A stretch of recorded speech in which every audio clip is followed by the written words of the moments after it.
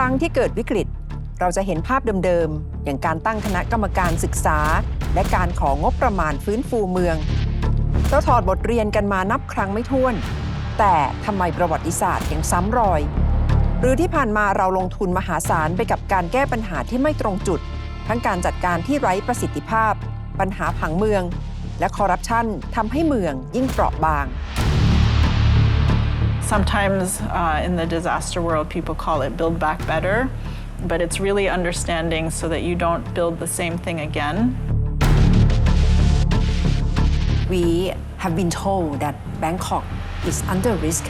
of being flooded in the near future.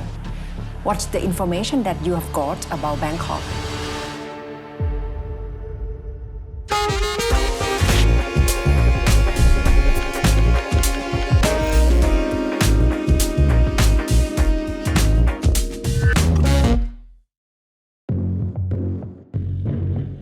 คุณผู้ชมคะในโลกยุคปัจจุบันกำลังเผชิญกับความผันผวนอย่างมากโดยเฉพาะวิกฤตความเปลี่ยนแปลงของสภาพภูมิอากาศภัยพิบัติภัยธรรมชาติต่างๆนะคะเป็นความท้าทายค่ะว่าทั้งโลกจะรับมืออย่างไรโดยเฉพาะเมื่อเห็นสถานการณ์น้ำท่วมที่หาดใหญ่วันนี้ The World Dialogue ดิฉันจะคุยกับนักวิชาการจากสถาบัน MIT นะคะซึ่งเป็นนักออกแบบเพื่อสร้างความยืดหยุ่นของเมืองและรับมือกับความเสี่ยงค่ะศาสตราจารย์มิโฮเล่าให้ฟังค่ะว่าหลังแผ่นดินไหวครั้งใหญ่ที่เมืองโกเบเมื่อปี 1995 เธอรีบไปหาพ่อแม่ที่อยู่ที่นั่นภาพความเสียหายตรงหน้าทำให้เธอตั้งคำถามว่าถ้าเมืองพร้อมกว่านี้ผลลัพธ์จะต่างไปไหมที่สำคัญการเติบโตมากับพ่อชาวเนเธอร์แลนด์ที่คุ้นกับการจัดการน้ำและแม่ชาวญี่ปุ่นที่อยู่กับภัยพิบัติมาตลอดทำให้เธอเชื่อว่าสิ่งสำคัญไม่ใช่การเอาชนะธรรมชาติแต่คือการเรียนรู้ที่จะอยู่กับความเสี่ยงให้เป็น I think there are many factors that fall into understanding what the hazard is, which is really more the natural component that affects the city. But then there's the social component, there's the built infrastructure component, which includes infrastructure. And then all of these things, including technology, come together.And that sometimes makes people more resilient, but sometimes there's failure in one of those systems, and that makes it more challenging to cope with the disaster. So we always try to think of understanding what the natural hazard is, but then what are the effects that create more risk. Sometimes it's human action, sometimes it's infrastructure failure.Sometimes it's design of the city itself. And so there are many factors that can come into understanding what the main challenges are in each city. What have you discovered from the Urban Risk Lab, especially when the whole world is facing climate change and extreme weather? Yeah.So I've been researching this subject for over 30 years. In 2012, I was able to start the Urban Risk Lab.And we do many different kinds of projects. So in each place, we try to understand what the key issues are and where the gaps are. And then whether it's policy, systems, understanding, analysis at a larger scale. So sometimes we work with federal agencies or we work with the World Bank to understand on a larger scale.And then sometimes we respond by designing specific infrastructure or types of...And sometimes we respond by designing specific infrastructure or types of, we are designers, and so we try to also address it through design of either built environment or structures. And then sometimes we address it through different software platforms or things that you can use on your phone. So all of the different kinds of projects we address, we start with the ground up. What are the issues very specific to the location? And then what is it that we can co-develop together with the people who live there? And sometimes it's local government, sometimes it's a community group.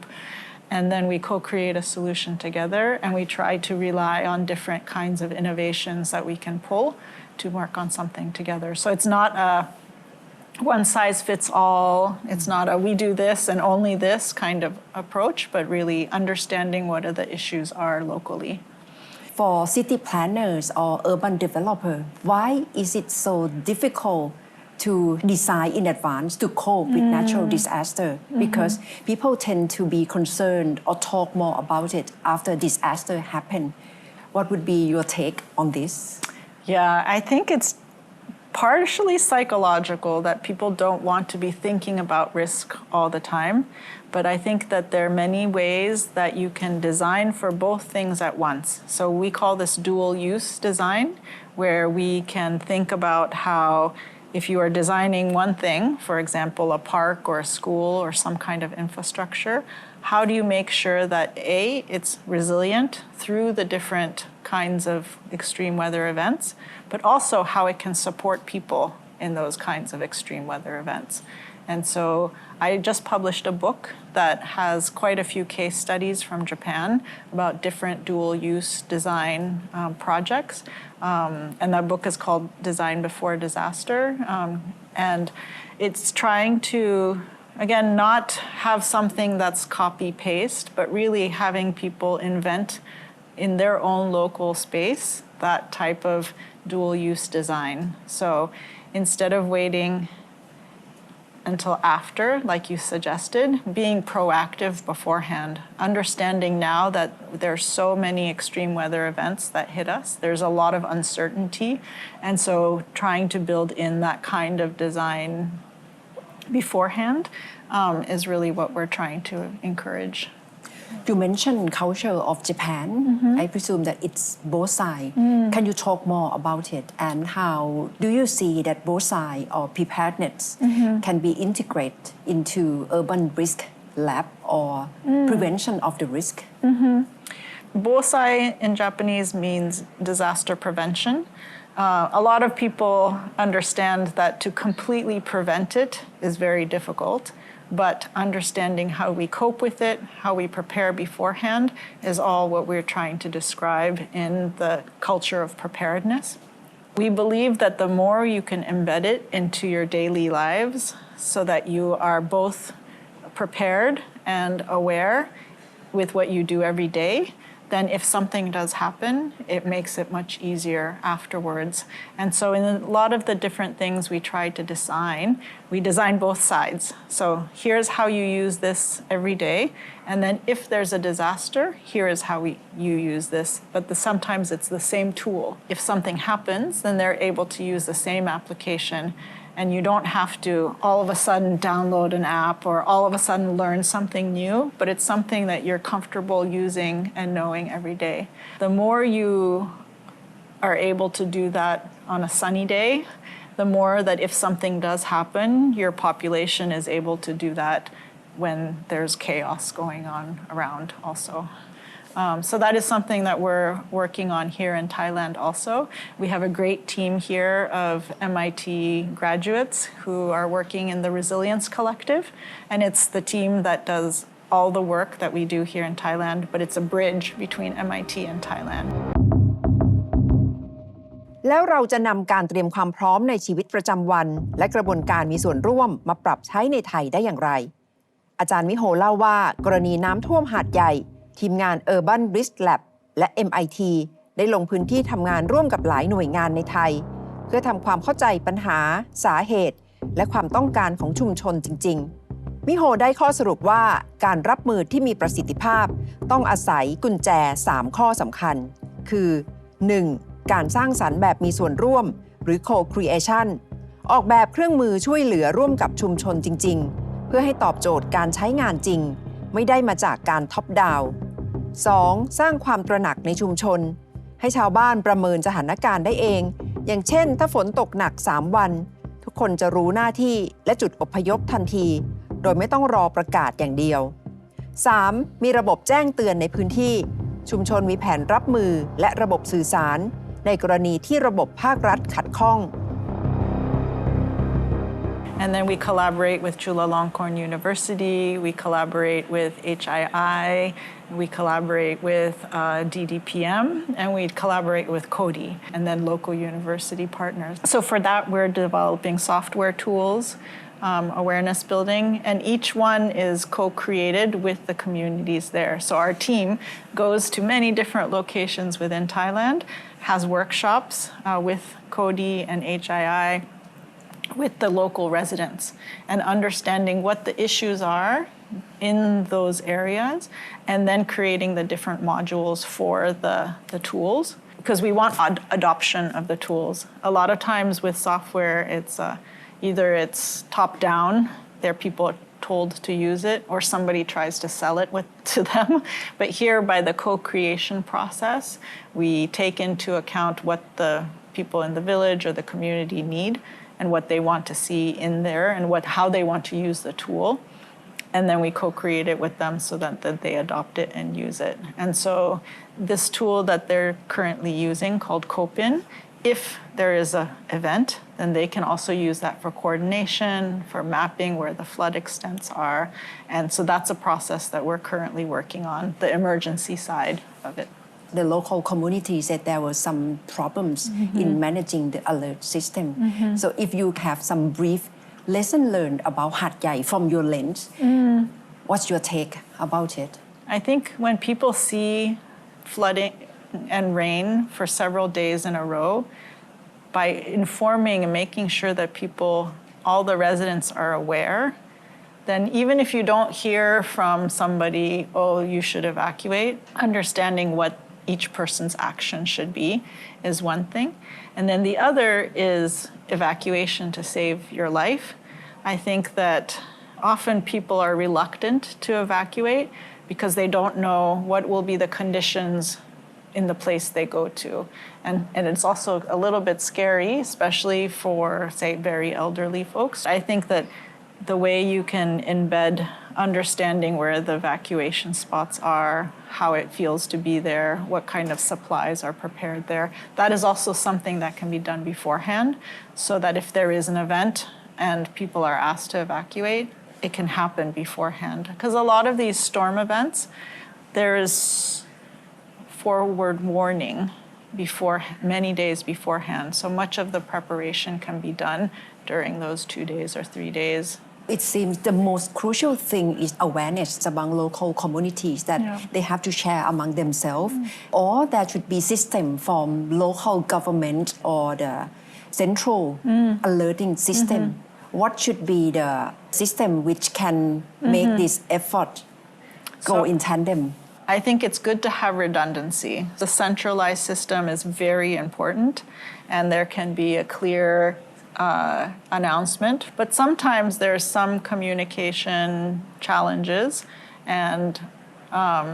it's not shared with everybody, or something else could happen in between. So it's also important that the residents who live there also have that awareness. Even in infrastructure, it's good to have redundancy. If one system breaks, then you have the other system. So similarly in this preparedness and awareness too, it's also important for people with their community leaders to also be aware of what kinds of impact could happen for different types of events. And it's always a process of interviewing people, understanding what the real bottlenecks are, what are the main challenges, and then understanding what the physical environment is, the topography, the waterways, what's available in terms of drainage, what's blocked,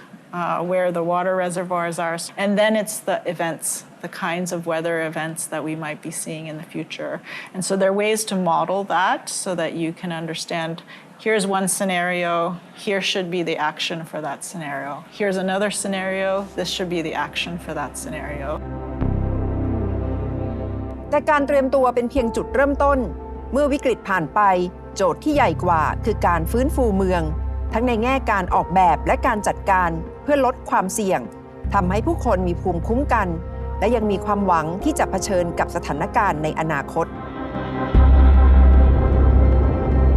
From MIT innovation, how can your knowledge or concept of thinking be applied to faraway communities like Hat Yai? Because local communities may have felt that they are facing with different set of reality in their daily life. Sometimes in the disaster world, people call it build back better, but it's really understanding so that you don't build the same thing again. But as you are rebuilding, recovering from the disaster, how do you then think about infrastructure and adaptation strategies? So some of them might be understanding how the drainage, making sure that there's proper drainage from the city. Some of it might be how to raise parts of the city. And then some of it might be sort of human and social systems of how do you evacuate or how do you bring your elderly to higher ground and that kind of thing. So it's multi-layered, how you can involve both the social side but also the spatial side. As sad and tragic as the Hat Yai events were, there is a lot of energy around people who want to help address this. แม้ว่าความท้าทายเรื่องโลกร้อนโลกรวนจะดูน่ากลัวและรุนแรงขึ้นทุกวันแต่พอเราถามว่ามีอะไรที่ทำให้เธอรู้สึกกังวลหรือหมดหวังกับอนาคตบ้างหรือไม่อาจารย์มิโฮยิ้มและตอบว่าเธอยังมองโลกด้วยความหวังเสมอและเชื่อมั่นในความคิดสร้างสรรค์ของมนุษย์โดยเฉพาะคนรุ่นใหม่ที่ใส่ใจปัญหาสิ่งแวดล้อมคนรุ่นนี้ไม่ได้มองภัยพิบัติเป็นเรื่องของโชคชะตาแต่เป็นโจทย์ที่ต้องอาศัยการแก้ไขร่วมกันและการตัดสินใจเชิงนโยบายที่เฉียบคมภัยพิบัติอาจเป็นสิ่งที่หลีกเลี่ยงไม่ได้แต่ความสูญเสียป้องกันได้ด้วยการออกแบบที่รับฟังคนในพื้นที่เข้าใจปัญหาและเข้าใจในธรรมชาติจริงๆFrom the data of Urban Risk Lab, you must have got insightful information about what will be coming next for the whole world. Are we in a scary world? What should be concerned of in terms of natural disaster, climate change? What's your take? So certainly there have been many scary events recently, strong typhoons, strong fires, and there's an unpredictability, uncertainty in some of that that makes it scary. But I'm an optimist, and every city that I work in or every village that we work in, we see creativity, we see people's strength and resilience. And so it's important to learn from that, figure out how to contribute. Everybody can contribute their own strength into this. So I'm very optimistic that there will be creative solutions that we can create together. And although there will be multiple events that will be passing through, we will survive this and find ways, creative ways to do this. Mitigation and prevention is much better than trying to recover afterwards. We try to include preparedness in both education, but also the built infrastructure. We want to get ahead of it and either build it into our infrastructure beforehand or create the social structure, coping capacity mechanisms beforehand. We have been told that Bangkok is under risk of being flooded in the near future. What's the information that you have got about Bangkok? Well, there are many people who are much greater experts about Bangkok than me, but I think that, Bangkok is in a challenging location because of the river, the water from the ocean, and then it's a very urban, built-up city where there are very few locations of permeability. So I think the term monkey cheeks was used before, but there are many locations that used to be water reservoirs that now have buildings and they're concrete. And so the challenge is such a big, thriving city that is at the nexus of the river and the ocean and then rainfall patterns. And then a lot of infrastructure is very difficult. And I think the infrastructure exists to pump the water out and to drain the city, but sometimes it's a human problem where people throw trash or things that then stop the infrastructure from working the way it should work. So the human side and the topographical side, all of these things make it challenging. But again, it's a city of vibrant people who are problem solvers, and I know a lot of the universities and the government are thinking about these issues, and they have many experts working with them. So again, it's such an amazing city and a thriving city that it's important that that continues and finding ways to do that. What are lessons learned from any other cities in Europe that we can learn from in order to manage the risk of flooding in urban area like Bangkok? So I think the best thing, and what I teach my students to do, is to study what other places do, and then study what your own local context is, and what are the extents to consider for your own local context, the people, the topography, the built infrastructure, and consider all of these things together to create your own solution. Because if we take something from another place, even though it works well there, if you just apply it somewhere else, there are many other issues that will arise from that. So just understanding some successful examples from different locations, but keeping those there and then developing your own with that, your own knowledge of the place is very important. For young generation, they have been called climate change generation because they are very much aware of what's going on in the world, especially climate change, natural disaster. How do you see they can bring change to the future because of their awareness? Everybody, every human on the planet can think about their own footprint, right? And so whether it's energy or use of plastics, anything that you do, you can think about your own footprint and your own contribution. And I think the younger generations have much more awareness, even in their own responsibility for the planet. And hopefully this grows as they become leaders of different industry or leaders of government so that they're able to influence decision making within this process too. And so I think that a lot of our energy is on educating the youth, and that is the most important place for us to focus our attention so that they can be the ones who invent new processes and then also find ways to creatively change the course and the trajectory of what's happening at the moment. อาจารย์มิโฮก็ได้ศึกษา